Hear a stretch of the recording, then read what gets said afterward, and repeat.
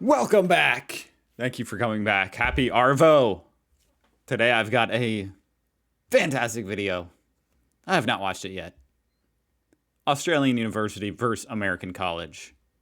Interesting how she said university versus college, because that's the same thing. Do you guys not call it college?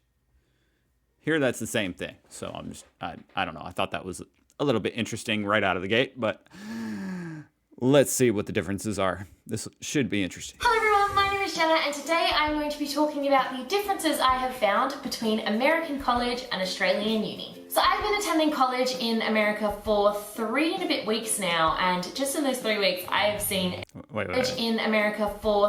Okay, so she's an Australian attending college here. Okay, gotcha. 3 and a bit weeks now, and just in those 3 weeks I have seen a lot of differences. Some of them are good. I'm not really sure which ones are good because now I'm looking at my list again and I'm like, ooh, these are... Not a lot of good things to say about the American education system, huh? Shocking. Actually kind of crappy. Is it not the bill? You're not impressed with the American bill for your university? So I never realised that Australian unis are really lazy in a way. You don't have to go to class anywhere near as much, you have less assignments to do, and it's actually easier to pass. So She said that about Australian. to go to class, Australian unis are really Interesting. to do, and it's actually easier to pass. So coming over here was a real eye-opener and I would have thought it would be the opposite, but hey. kind of a shock for me for a lot of different reasons. So these are the main differences I have found between American colleges and Australian unis. Number 1, the number of classes you have to attend. So back at home, I could make my timetable and get away with only going into uni once or twice a week. Once or twice a week, like that's it? And that's your full, like what? What? I mean, I guess if you have a full-time job, yeah, but then some people might do that. But those people also take like 10 years to finish college.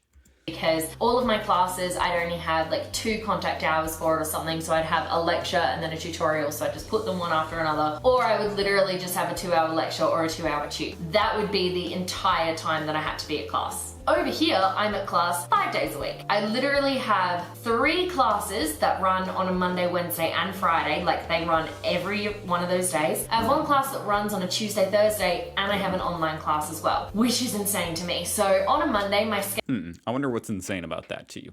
Because being an American, having gone to a American college, it actually felt a lot easier than high school as far as time-wise. Like, yeah, you go Monday, Wednesday, you go 5 days a week if you're a full-time student. But as opposed to high school, which I assume is the same there in Australia, it's a lot more flexible. You get a lot more time between classes. You might have 3 classes a day, but you've got like 2 hours between each of those 3 classes. And you might not have to wake up till like 9 a.m. So that's weird to think like you guys go to high school, I assume for, 7 hours a day, 6 hours a day. And then you go to college and you're only there like twice a week or 2 or 3 times a week. schedule is I have a medieval class from 9 till 9:50. I then have my American literature class from 10 till 10:50. I then have a break, and then I have my creative writing from 2 till 2:50, and that is on Monday, Wednesday. And that sounds it's really easy. That's what I thought about attending college. It's like, she just said her schedule was from 9 a.m. to 11, and then a break, and then she went in for like an hour at 2 o'clock. It's like 3 hours in a whole day. It's not very difficult. And Friday. So every single one of those days I have those classes. On a Tuesday I have my mythology class from 9:30 until 10:45. So that's a longer class. That's an hour and 15 minutes, and that's just a lecture, and I have that twice a week. And then I also have my Victorian Studies class for my online class. Therefore I'm on campus and I'm at uni more often than I would be at home. So that's one example of how American unis are a bit more intense than Australian unis. Number 2, you have more assignments but they're worth less. This is one thing that I haven't quite yet figured out whether it's a good thing or a bad thing, but normally back home in all of my topics, I would only have maybe 4, maximum 5 assessments per semester. So I would have these really big assignments. I'd have essays that were worth 40% of my grade or 50% of my grade, and they would be massive 2,500 to 3,000 word essays, lots of secondary sources, that kind of thing. I'd probably prefer that. I think I would prefer that because here in America, it's completely depending on the class. But depending on the class you get, you might have an assignment every week or 2 assignments a week. And it just gets kind of old. They would be massive 2,500 to 3,000 word essays, lots of secondary sources, that kind of thing. Over here, it's not like that. Over here, I have more assignments, so I have an assignment due almost every week for almost every class, but they are not worth anywhere near as much. Right. So for an essay back home, it would be worth like 50%. For papers that I do over here, they're actually only worth like a certain number of points. Right, and you could honestly, you could fail. I don't know, like you could totally botch some assignments and it wouldn't be that big of a deal because you have so many. Yeah. Which I will get to in a minute. So that's one thing I haven't quite decided if it's better or if it's worse, the fact that I have more assignments but they worth less. I think I prefer to have less assignments that are worth more because you really get to spend more time on them, whereas at the moment, because I'm doing so much in each of my classes and I have so many assignments. And there are some courses here in America where you might only have one assignment per, for a month of work or something. And I think I did prefer that. I don't get to spend as much time on them as partly because I'm a huge procrastinator, so I would wait till the last like 3 days and then get it all done. I would like to do. Difference number 3, you need a 70% to pass. So in Australia, the majority of your courses, you only need to get 50 to 55% in order to pass the course, which is actually really, really easy to do. I'm just thinking 50, if you got a 50, you're kicked out if you get 55% here in America. If you keep that up for a few semesters, you're kicked out.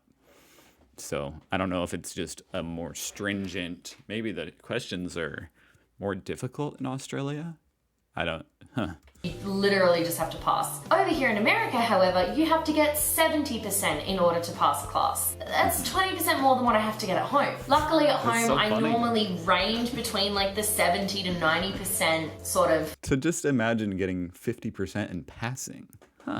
range. That would be like a horrible fail here. But also, that's a lot of pressure because I have to pass all of my classes in order to get credits back home. So that's a lot of pressure put on me to have to pass with more effort than what I would normally do. So that's yikes. Difference number 4, more work. I have found my American classes to be a lot more work than my Australian classes. After every class, I have homework, and that's usually some form of reading or some form of response or comment or discussion post, and it's honestly just piling up. On a Monday, I get homework from my medieval class, my American Lit class, and my creative writing class. That's all due on Wednesday at the beginning of the class. So I have less time to work on things and I have more stuff to do, which is insane, let me tell you. Difference number 6, readings. So back home, I got really... It's very interesting because it doesn't fit. I was totally expecting the opposite. You get this narrative so much in the world that Americans are stupid and lazy.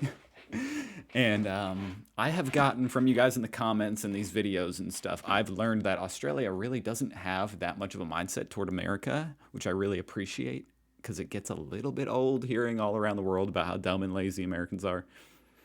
Although there's plenty of stupid, lazy Americans. Don't get me wrong. It just gets a little bit old. But so finding out that college here is more strict and you have to go longer, it's weird. That's weird.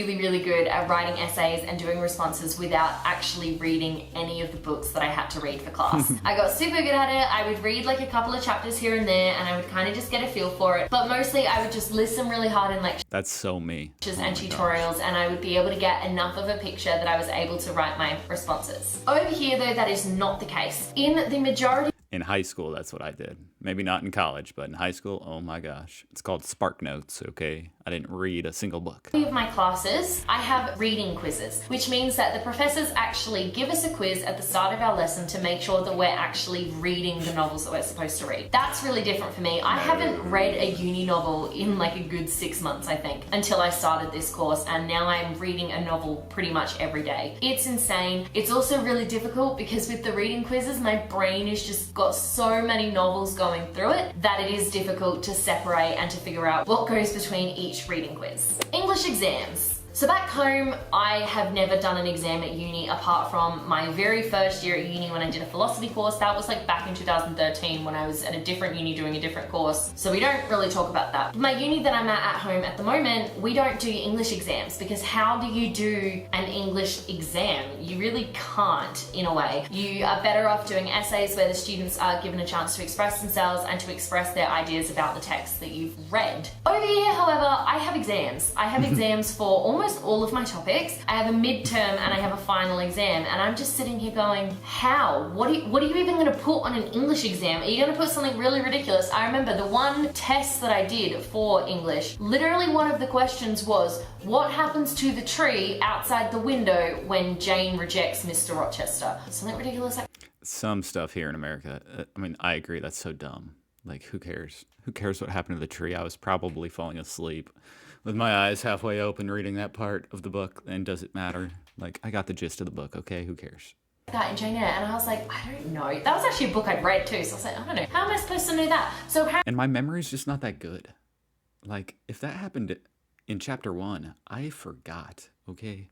Yeah, that kind of stuff would just... I have to memorize every single piece of information that goes on in every single book that I've read, and considering for one of my topics I'm already up to book number 3 and it's week 3, another one of my topics I'm up to book number 2, it's just like, don't really know how to feel about exams. I don't know how to study for them. It's been years since I've done one. It's literally been 6 years since I've had an exam. I don't know what to do. Wow. Absences. So back home, you are only supposed to be absent from 2 classes and then you get told that you will fail. However, you can easily get around that by sending emails like, oh, I have a family emergency, and then it's all fine. Not that I've ever done that or anything. Here though, if you are absent for more than 5 or 6 of your classes, depending on the class that you are actually in, and you either don't have a reason or you do have a reason, apparently it doesn't matter. If you're absent more than those times, the professor will drop you from the class without warning. They will just drop you, and you'll show up and they'll go, what are you doing here? You're not in this class anymore. That is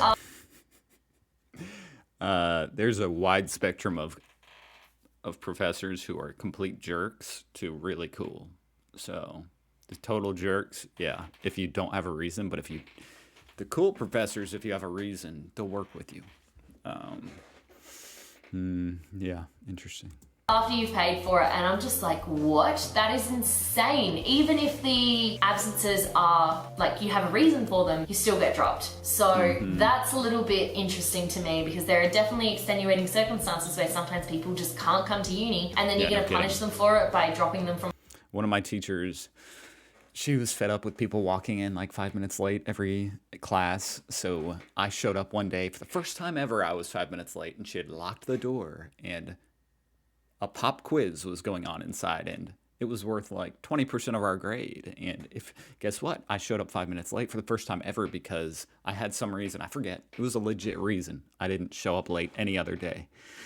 I'm triggered. I'm triggered just thinking about it. Anyway, I was locked out and I lost like 20% of my grade, and it was a big thing.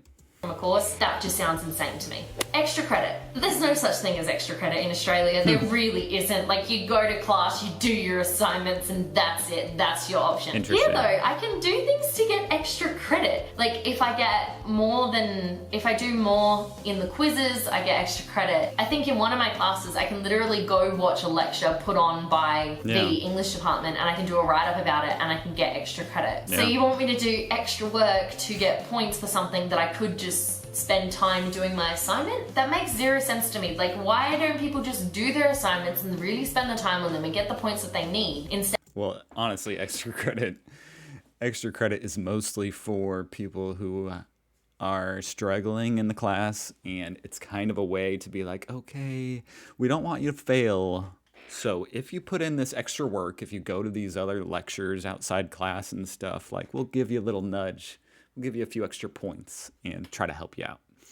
Those are the people who extra credit really helps. Instead of wasting time doing something else to get extra credit. Like, it makes no sense. It literally makes no sense. Handing in assignments. Back home, Australia is getting really good at this whole saving paper and recycling thing. So we hand up all of our assignments, and then our lecturers and our tutors, they grade them online. Over here though, we have to print everything and hand it in class. In paper format. Why? What a waste of That's really dumb. paper. Oh wow, because think about it. In each of these classes, you have, what, 30 or so kids who are all handing in 35-page assignments. Think about how much paper that's wasting. Like, just hand stuff in online. That is something that I'm really not coping with. Points is Not coping with.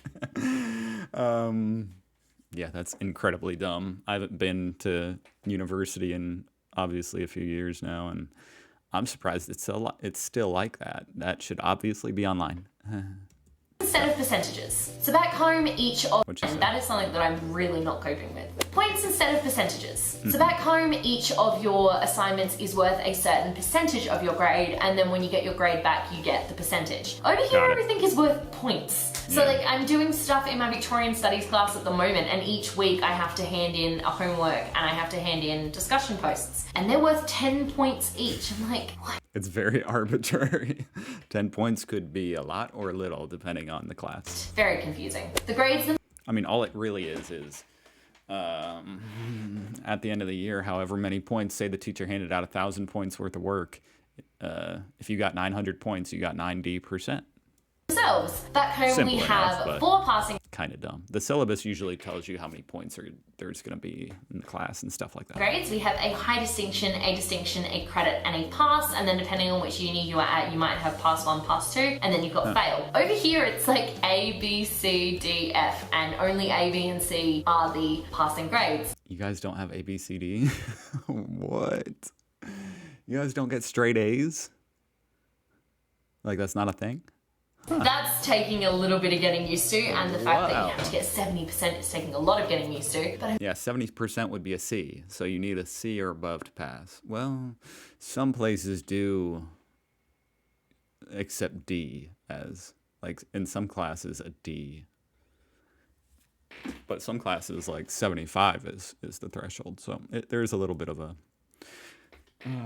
a range there. I mean, you know, it's fine. It's only week 3. I'm sure I've got this. Word counts. Back home, pretty much all of your assignments are by word count. So I'll get given an essay and they're like, Usually here it's by page count, which you can easily exploit by making your font bigger, the margins smaller, the lines further apart. Yeah. we want 2,500 words on this essay, and then you have a plus or minus 10% leeway. And I'm like, cool, I got this. I can write 2,500 words easy. It's not easy, it's actually very difficult. Over here though, everything is like 2 to 3 pages long. So I have an assignment due in a couple of weeks for my mythology class, and the requirement is it needs to be 2.5 to 3 pages long, maximum 4. It doesn't make a lot of sense to me. It actually makes me kind of nervous to have to do like pages and not words, because at least when I have words, like I have a word count that I can look at and then I can go from. No. The pages is incredibly stupid, but like I said, you gotta exploit it. Okay, this is your opportunity. That's really stupid to do it by pages. Words you can't exploit. Well, you could. You can always type in the fluff, like make a sentence that's like, I want a cheeseburger, to be like, I think that today, maybe while I'm out for lunch, I will want a cheeseburger if it is delicious or something. Point is, but with a page count, you can just make the text like 12.5 point font, not just double space, but double and a half space. Make the margins like a little bit thicker. Oh yeah, I got away with a lot. But when I've got pages, I'm like, that's weird, especially because if I'd make the title, like the title of the paper would be like 5 spaces down from the top, then 3 more spaces until I started.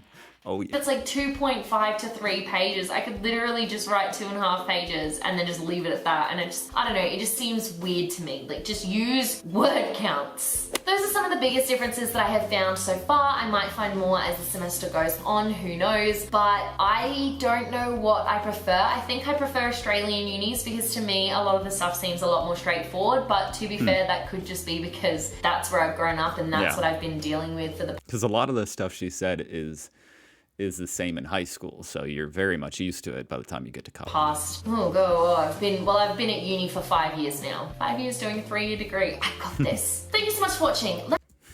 Awesome. That was a great video. Thank you to Just a Little Bit Random for this fantastic video. Go check out her channel.